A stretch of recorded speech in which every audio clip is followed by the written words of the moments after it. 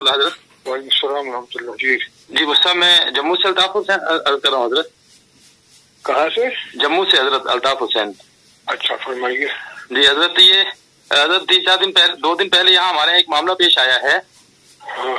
ये उलमा की एक मजलिस में हजरत मुफ्ती साहब ने एक खत पढ़ा है, एक मुत्तफ़क़ा मौक़िफ़ पढ़ा है। इसमें मौलाना साहब और उनकी जमात को जो है वो गुमराह करार देना और फिर उसमें ये कि भाई उनका साथ देना ऐसा है, उनका ताउन ऐसा है जैसे ताउन अलल इस्म वल उद्वान कहा गया है। बाकायदा तहरीर उन्होंने शाया की है। तो इसमें तो हजरत हमने यही सोचा कि भाई दारुल ने तो इस मामले को सिर्फ मौलाना साहब की ज़ात तक रखा था और वो भी एक पुरानी बात हो गई है।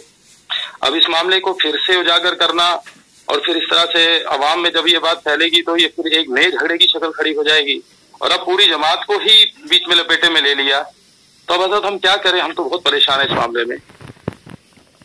दारुल के जो तहरीर थे हम उतने ही के जिम्मेदार हैं। जी जी।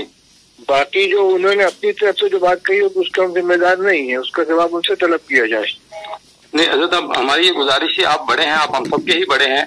अगर आपकी तरफ से अगर आप उनको एक बात हो कि भाई जो बात दारुल ने कही आप उससे बढ़कर के एक बात कह रहे हैं, इससे तो पूरी मामला और ज्यादा बढ़ जाएगा। ठीक है।